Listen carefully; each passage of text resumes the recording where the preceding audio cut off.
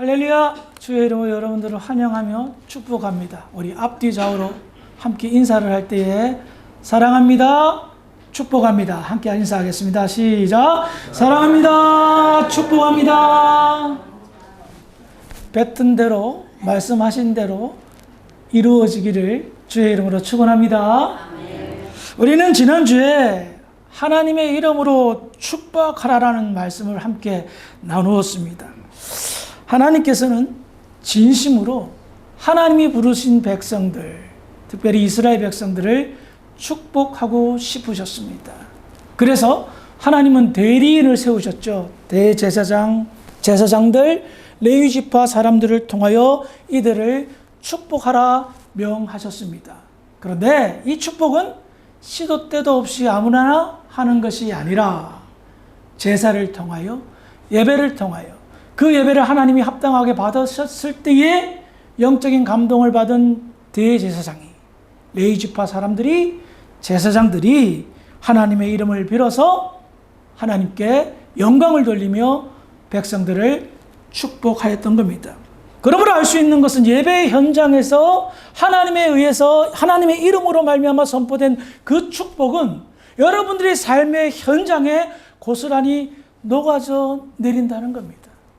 그런 영적인 감각들을 여러분들이 느끼고 체험해야, 지금 나의 이와 같은 은혜와 축복들이 하나님의 이름으로 선포된 축복의 영향력을 받음으로 말미암아 내게 베풀어 주는구나 라는 것을 깨달으셔야 된다는 겁니다. 그러면 그분의 삶에는 어떤 일이 벌어질까요? 하나님 감사합니다. 아멘? 그래요. 어떤 일이 생겨도 결과는 알거든요. 과정은 힘들고 어려운 일이 생길 수 있어요. 좀 전에 우리 장로님 기도했듯이 고난을 통해서 하나님 은혜를 깨닫듯이. 그런데 고난으로 끝나면 우리가 뭐 때문에 예수를 믿어요? 그냥 우리 편하게 살지. 그것이 아니라 마지막 결론에 하나님의 축복이 예비되어져 있고 그것을 믿고 그것 때문에 감사를 하게 된다는 겁니다. 그리고 오늘 말씀은 사실 지난주의 축복에 관한 연장선상에 있는 말씀인데요. 여러분, 하나님은 어떤 축복을 원하시는지를 오늘 말씀을 통해서 함께 나누어 보도록 하겠습니다. 열왕기하 14장 25절 다시 한번 읽어볼까요? 시작! 이스라엘 하나님 여호와께서 그의 종 바벨을 향하게 하되 선지자들을 통하여 하신 것 같이 여러 왕이 이스라엘 영토를 회복하되 하맛 거기에서부터 아라바 바다까지 하였으니. 아멘. 방금 읽은 본문을 보니까 요나 선지자가 등장합니다. 요나 선지자 아시죠? 큰 물고기 뱃속에 들어갔다가 아수르의 니누에를 향하여 하나님의 심판을 선언하고 그 땅에 회개케 하는 역사를 일으킨 선지자였죠. 그 선지자가 학자들마다 의견은 좀 다르지만 니누에로 가기 전에, 제 판단은 그렇습니다. 니누에로 가기 전에 북이스라엘에서 어떤 선지 활동을 하였는지를 가르쳐주고 있습니다. 여로보암이 이스라엘 영토를 회복하되 하맛 어귀에서부터 아라바 바다까지 회복할 거다라는 예언을 합니다. 이 말씀은 무엇인가 하면 당시 이 여로보암 왕은 여로보암이 1세가 있고 2세가 있거든요. 근데 북이스라엘의 13대 왕입니다. 여로보암 1세는 1대 초대 왕이고 13대 왕이었던 여로보암 2세 때에 하나님께서 이 나라를 축복하셔서 영토가 넓어지고 국력이 강해지고 경제가 회복되어 잘 먹고 잘 살게 될 것이라는 예언이라는 겁니다. 자, 이와 같은 하나님의 축복, 그 이유에 대해서 왜 북이스라엘이 여로보암 2세 때에 이런 축복을 받게 될 것인가에 관해서 성경은 이유를 이렇게 설명합니다. 열왕기하 14장 26절, 27절인데요. 한 절씩 읽어보겠습니다. 제가 먼저 읽습니다. 이는 여호와께서 이스라엘의 고난이 심하여 매인자도 없고 노인자도 없고 이스라엘을 도울 자도 없음을 보셨고 여호와께서 또 이스라엘의 이름을 전하여서 없이하겠다고 아니하셨으므로 요아스의 아들 여로보암의 손으로 구원하시니어다. 아멘. 하나님께서 북이스라엘을 축복하셨습니다. 왜 축복하셨다고 성경은 이야기합니까? 하나님을 너무 잘 믿어서 하나님께 영광 돌리는 일만, 이쁜 짓만 골라 해서 라고 말합니까? 아니요. 본문을 보니까 너무 불쌍해서, 북이스라엘을 보니까 너무 불쌍해서 그들을 축복하셨다라고 말하는 겁니다. 이 북이스라엘 백성들이 불쌍한 짓을 했거든요. 그 짓이 뭔가 하면 솔로몬 왕 시대 때에 북이스라엘을 건국한 여로보암 왕이 쿠데타를 일으켜다가 애굽으로 망명을 갑니다. 그리고 솔로몬 왕이 죽은 다음에 르호보암 왕이 나라를 잡을 때에 여로보암 1세는 이제 우리나라를 좀 잘 살려서 우리 정말 세금도 좀 적게 걷어주고 좀 우리를 힘들게 하지 마십시오 했는데, 르호보암 왕이 젊은 동역자들의 이야기를 듣고 나는 아버지 때보다 더 힘들게 할 거야. 그래가지고 북쪽의 10지파가 뿔이 나가지고 여로보암 1세를 통하여서 북이스라엘을 건국한 겁니다. 솔로몬 왕 사후에 나라가 반으로 갈라졌어요. 남과 북으로. 그때의 초대 왕이었던 여로보암 왕이 절기 때가 되면 북이스라엘 지파 사람들이 예루살렘의 성전으로 제사 지내러 다 가는 거예요. 아, 이러다가 우리나라가 겨우 건국했는데 이거 흡수되는 건 아닐까 하고 고민을 했던 겁니다. 그래서 위에는 단, 아래에는 베델에 신전을 짓고 금송아지를 만들어서 그 금송아지가 하나님이다. 너희들 제사 때마다 절기 때마다 예루살렘 갈 필요 없이 거기서 제사 드리면 된다라고 했던 겁니다. 하나님께서는 여로보암 왕에게 약속하셨습니다. 네가 나를 잘 믿으면 너희 나라를 번영케 하겠다, 형통하게 하겠다 약속했어요. 그런데 너희가 만약 우상을 섬기면 내가 혼을 내겠다라고 말씀하셨거든요. 그런데 이 어리석은 여로보암 왕은 하나님의 말씀을 귀뚱으로 듣지 않았습니다. 그저 자기의 영광과 영예만을 위해서 나라에 말도 안 되는 제단을 쌓고 금송아지를 하나님이라 만들었고 레위지파 사람이 아닌 다른 사람들을 통하여 제사장을 만든 겁니다. 이것은 무엇을 말합니까? 하나님의 말씀이 무너졌습니다. 하나님의 백성의 정체성이 무너졌습니다. 나라의 기강이 다 무너졌습니다. 그로부터 북이스라엘의 19명의 왕이 전부 다 이 여로보암 왕의 죄에서 벗어나지 못했던 겁니다. 그래서 하나님께서는요, 수많은 선지자들을 통하여 그들을 경고케 하셨습니다. 엘리야 선지자 아시죠? 아합 왕 때는 아예 혼합된 종교에서 바알 종교를 국교로 삼았습니다. 그때 엘리야 선지자가 등장해서 이거 잘못된 거라고 하면서 바알의 선지자와 아세라 선지자 850대 1명이 싸우는 일이 있었죠. 엘리야 다음에 누가 나옵니까? 엘리사 선지자가 여로보암 왕 시대, 지금 여로보암 2세 시대에 활동을 합니다. 아모스 선지자, 호세아 선지자, 요나 선지자에 이르기까지 수많은 선지자들을 보내서 그들에게 경고케 하셨습니다. 돌아오라고. 이거 잘못된 제사고 어떻게 우상을 섬기냐. 너희들이 하나님의 백성으로 부름을 받았는데. 그런데 귀뚱으로도 듣지 않았어요. 그러니 하나님께서 어떻게 하셨을까요? 하나님의 살아계심을 보여주려면 약속하신 대로 해야죠. 심판과 징계를 끊임없이 내렸습니다. 맨날 주 터지는 겁니다. 그런데 한번 삶은 물이 색이 빠지지 않아. 이 빨갛게 들은 이 빨간색 물이 주황색도 변하지도 않고 그대로 여전히 악한 죄악의 늪에서 벗어나지 못했던 거예요. 하나님께서요, 저는 이 말씀을 보면서 이스라엘 백성들에게 측은지심이 생기셨구나.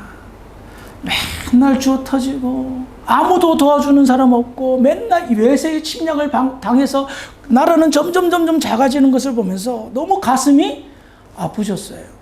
여러분, 자녀들이 잘못했을 때 혼을 내면 자녀들이 아파하는 모습을 보고 좋아하는 부모가 얼마나 있겠습니까? 혼을 내지만 돌아오기를 바라서 때리는 거 아니겠습니까? 잘하기를 바라서 혼내는 거 아니겠습니까? 근데 얘네들이 도저히 정신을 못 차리니까 다른 접근을 하셨던 겁니다. 너희들이 그렇게 축복에 목말라 한다면, 금송아지가 풍요를 상징하거든요. 그걸 버리지 못하니까 그래, 이번엔 내가 너희들을 정신을 못 차렸는데도 불구하고 축복해 줄게. 요나 선지자를 통하여서 우리나라식으로 하면 신호주에서 제주도까지 영토를 회복시켜 줄 겁니다. 여로보암 2세 때에 엄청난 축복을 해서 국력이 강해지고요. 나라가 국방이 강해지고 경제가 활성화되어서 백성들이 엄청나게 잘 먹고 잘 살게 된 거예요. 요나 선지자가 처음에 너희들 하나님 축복하셔서 잘 먹고 잘 살게 될 것이다 라는 예언을 했을 때 북이스라엘 백성들이 믿었을까요?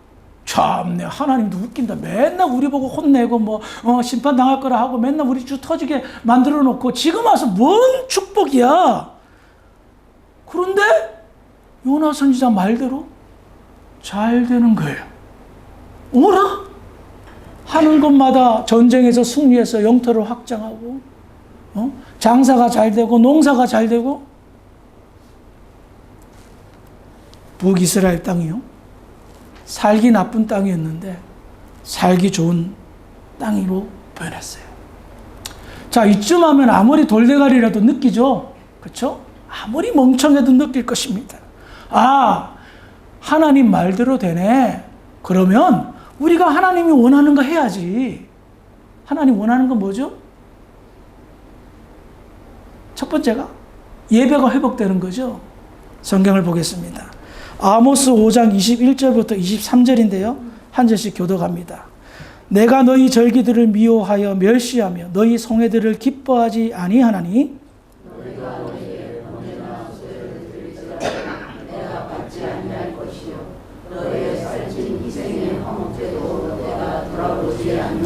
함께 있습니다. 내 노래소리를 내 앞에서 그칠지어다 내 비파 소리도 내가 듣지 아니하리라. 아방 시대에 모든 북이스라엘 백성들이 다 등을 돌리고 겨우 7,000명만 남았습니다. 수백만 명의 사람이 있었는데 겨우 7,000명만 남았는데 여러분 생각해 보십시다. 여로보암 2세 때 그들이 하나님을 믿으면 얼마나 많이 믿었겠습니까? 그럼에도 불구하고 축복을 받으니까 우리 제사를 열심히 드리자. 예배를 열심히 드리자. 그래서 절기 때마다 모입니다. 하나님, 성회 때마다 모입니다. 송아지를 잡고 염소를 잡고 양을 잡아서 하나님께 바칩니다. 화목제도 드립니다. 화목제 의미 아시죠?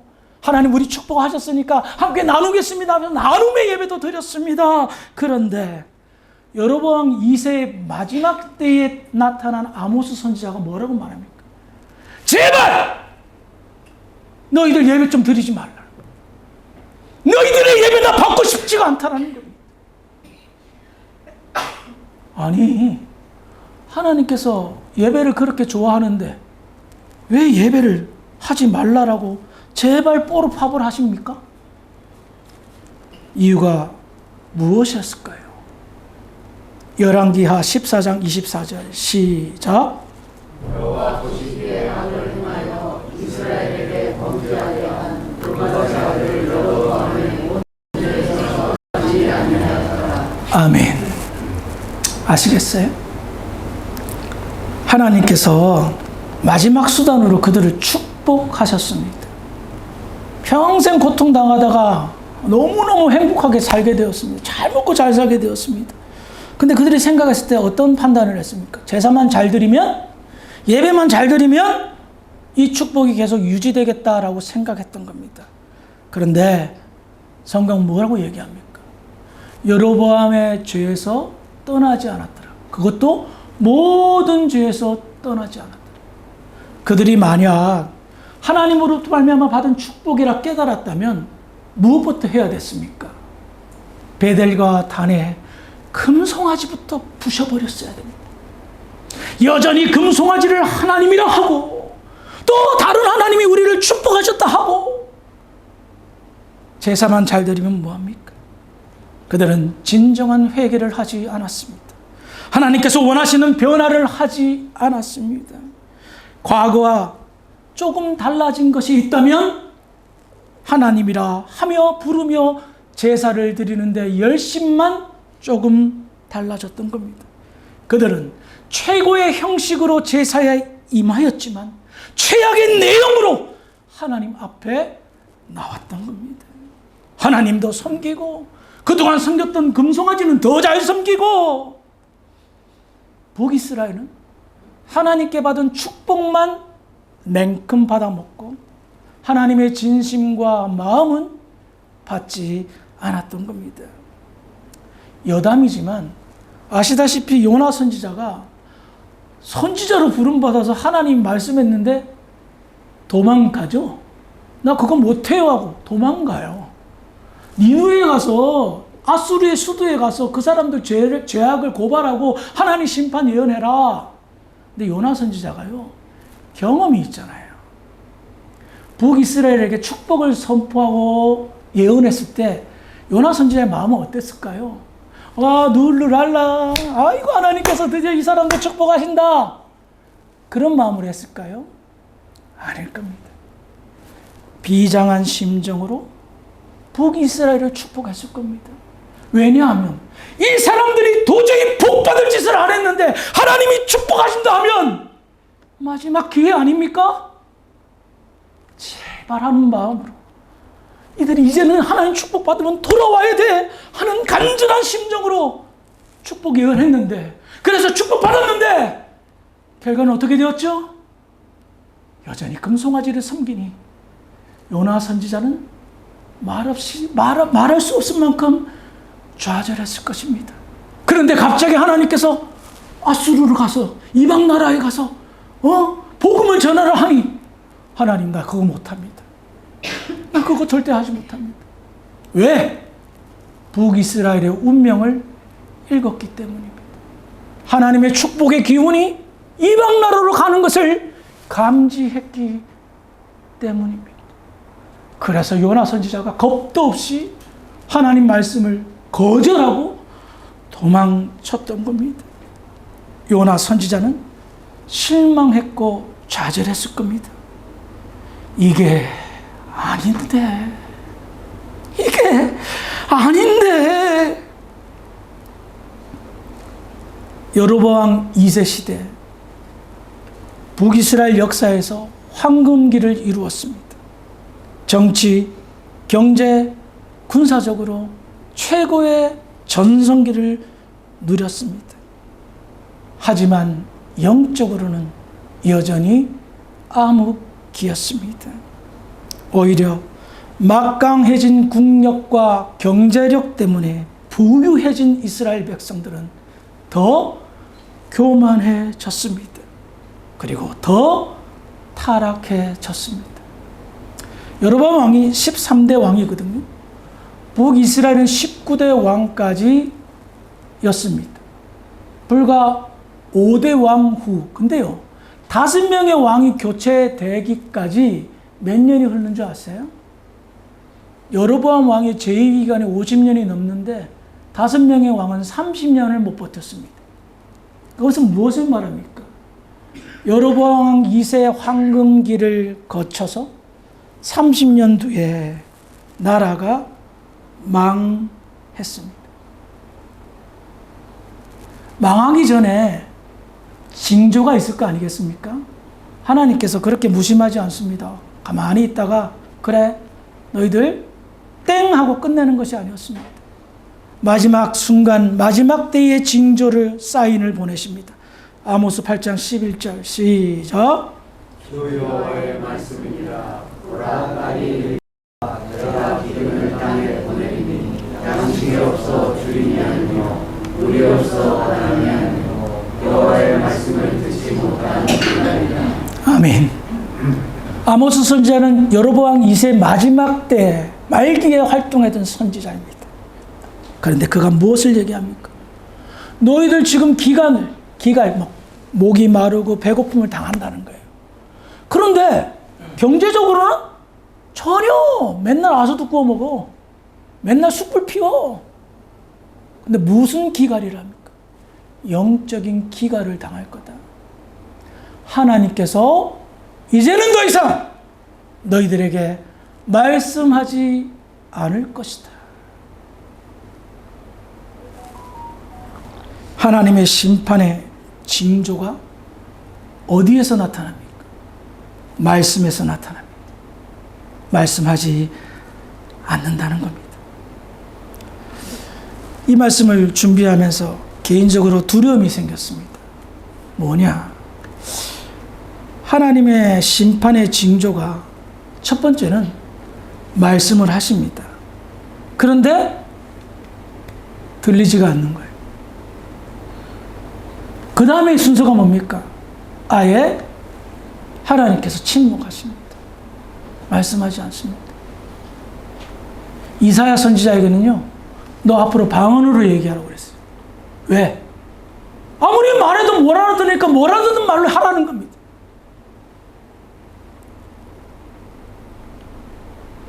지금 시대가 개인적으로는 하나님께서 아직은 말씀하신다라고 느껴집니다.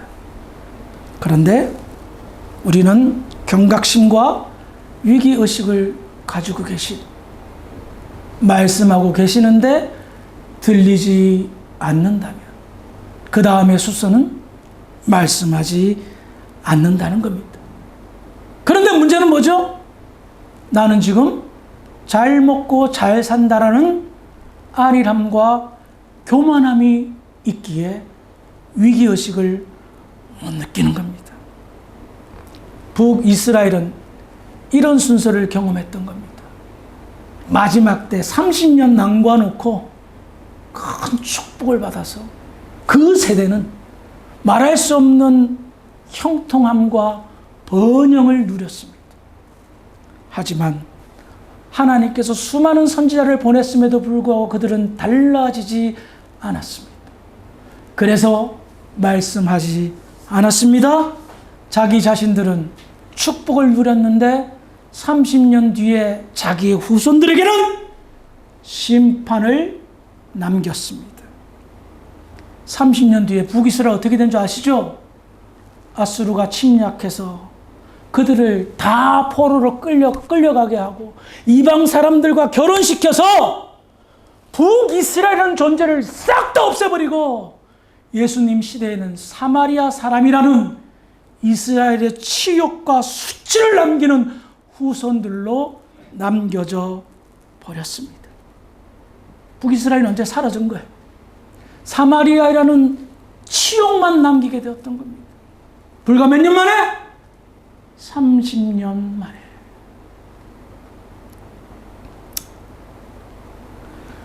요즘 우리 조국 대한민국의 신학교가 굉장히 큰 고통 속에 있다고 합니다. 이유는 뭐냐? 목사 지망생이 모이질 않는다. 저희 모교도 절반으로 줄어들었어요. 제가 공부하고 시험 칠 때마다 2.3대 1이었거든요. 지금은 2차, 3차 전형을 해야 될 정도로 신학생들이 오지 않는다고 합니다. 무엇을 의미할까요? 조국에 위기감이 닥쳤다는 것을 말합니다. 저희 세대, 저희 윗세대, 그나마 하나님의 은혜를 경험했던 70년대, 80년대, 90년대 신앙생활 하시던 분들은 신앙을 지키는데 2000년이 넘어가면서 우리의 후세대들은 점점 교회를 멀리하고 있습니다.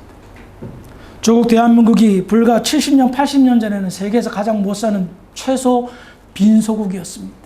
근데 지금은 경제 11대, 12대 할 정도로 세계를 호령하는 나라, 문화를 좌지우지하는 K 문화를 선포하는 그런 나라로 변하였습니다. 그런데 예수를 믿는 기독교는 점점 쇠약해져 가고 있습니다. 저는 개인적으로 두렵습니다. 아르헨티나 어떨까요? 제가 90년대 초반 청년 시절 아르헨티나의 교회는 풍성했습니다. 성도들은 좀 가난하게 살았을지 모르겠지만 교회에 오면 행복했습니다. 성도들과의 나눔이 즐거웠고 교제가 기뻤습니다. 2025년, 30년, 40년이 흘렀는데 아르헨티나에 20개 되는 교회 중에 부흥하는 교회가 몇 교회입니까? 영적인 부흥 말입니다.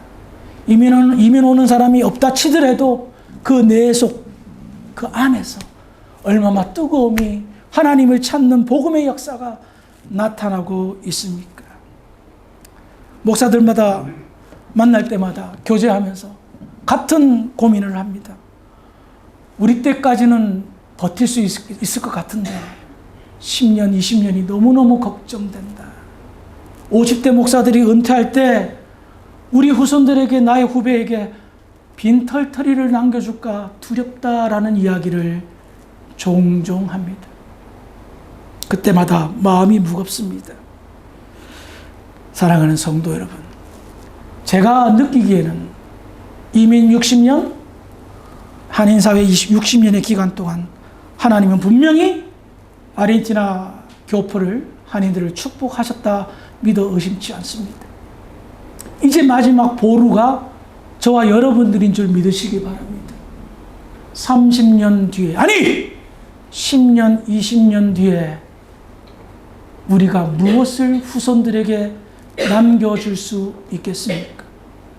여러분들의 재산, 여러분들의 물질, 여러분들의 집 다 필요 없습니다. 있다가도 없고 없다가도 있는 것이 세상의 것들이기 때문입니다.